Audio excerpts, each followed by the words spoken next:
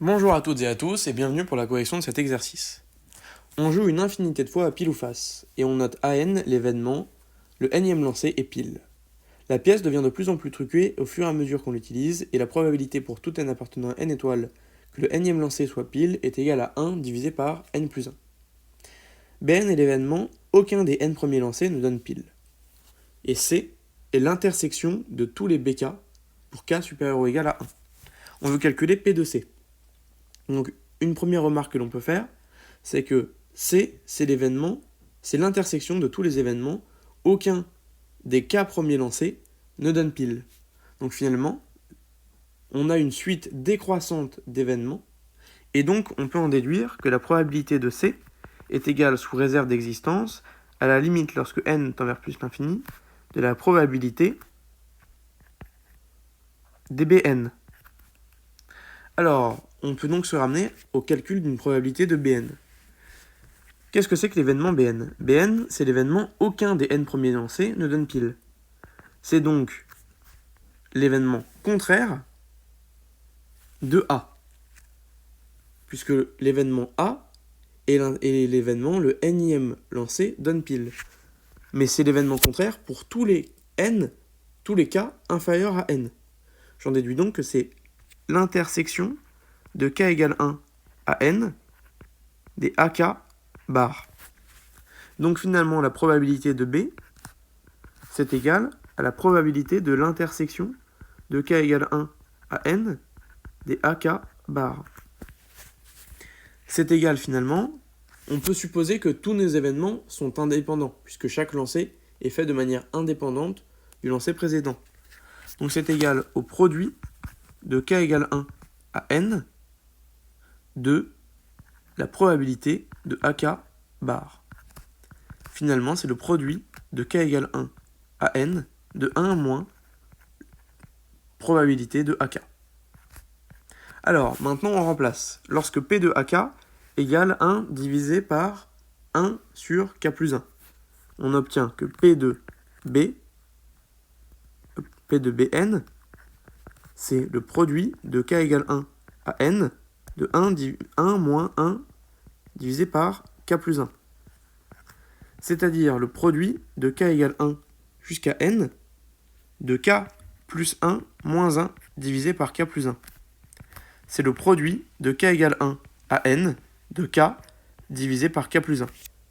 Mais là, on obtient un produit télescopique. Effectivement, si on développe, on va obtenir 1 divisé par 2 multiplié par 2 divisé par 3, multiplié par 3 divisé par 4, etc., etc., multiplié par n divisé par n plus 1. Et là, on va se rendre compte qu'on va toujours pouvoir simplifier 2 à 2 les événements, sauf le premier et le dernier. J'en déduis donc que la probabilité de l'événement Bn est égale à 1 divisé par n plus 1.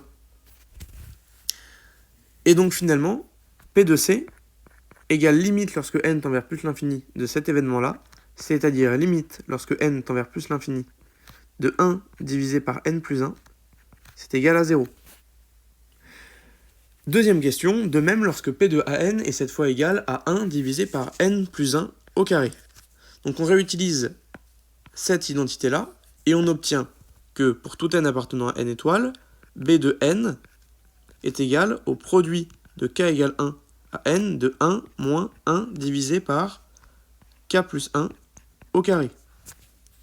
C'est-à-dire le produit de k égale 1 jusqu'à n de k plus 1 au carré moins 1 divisé par k plus 1 au carré. C'est égal à le produit de k égale 1 à n. Donc là, on a plusieurs possibilités. Soit on développe, mais on ne va pas exactement se ramener avec des éléments qui nous intéressent. Soit on peut utiliser une identité remarquable, et on obtient que c'est égal à k, facteur de k plus 2, divisé par k plus 1 au carré. Et l'astuce, désormais, c'est de retrouver un produit télescopique. Donc ça, je peux l'écrire comme le produit de k égale 1 jusqu'à n de k divisé par k plus 1 multiplié par k plus 2 divisé par k plus 1.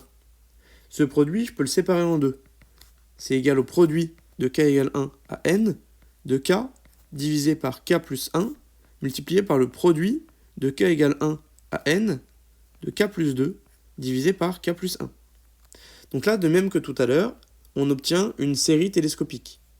Donc P de Bn, pour tout n appartenant à n étoiles, ça va être égal à, donc pour le premier produit, le premier terme, c'est-à-dire 1, divisé par le dernier terme, c'est-à-dire n plus 1, multiplié par, donc cette fois-ci pour ce produit-là, le premier terme, c'est-à-dire, donc là, celui qui ne va pas se simplifier, c'est celui du dessous, cette fois-ci, c'est-à-dire 2, et au-dessus, le dernier terme, c'est-à-dire n plus 2.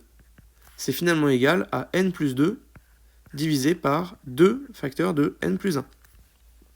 On en déduit donc P de C égale limite, lorsque n tend vers plus l'infini, de n plus 2 divisé par 2 facteurs de n plus 1 égale finalement 1 demi.